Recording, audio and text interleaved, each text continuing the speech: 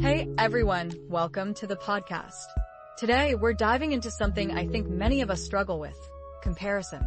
Have you ever felt stuck, comparing yourself to everyone else's highlight reel? I know I have.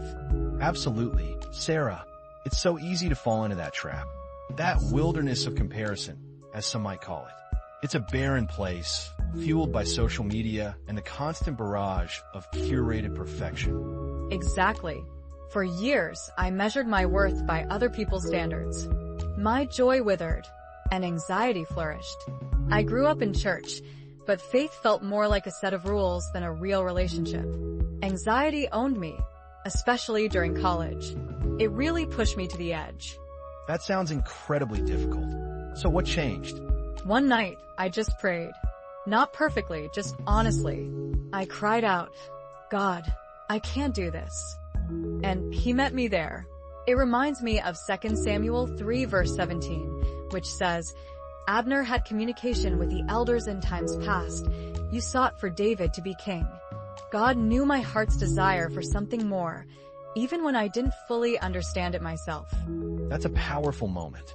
It's amazing how God meets us in our vulnerability when we finally surrender. It truly is.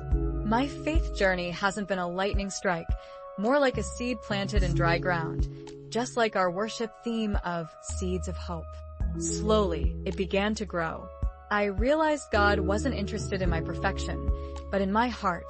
That's such a freeing realization. God's grace is sufficient, even when we feel inadequate. As Paul says in 2 Corinthians 12 verse 9, "My grace is sufficient for you, for my power is made perfect in weakness." Yes. Now, the comparison game still tries to creep in, but I have tools to fight it. I remember Psalm 139 verse 14. "I am fearfully and wonderfully made." And I choose to cultivate the unique garden God has entrusted to me. That's beautiful, Sarah. So, what practical steps can listeners take to escape their own wilderness of comparison and plant those seeds of hope? First,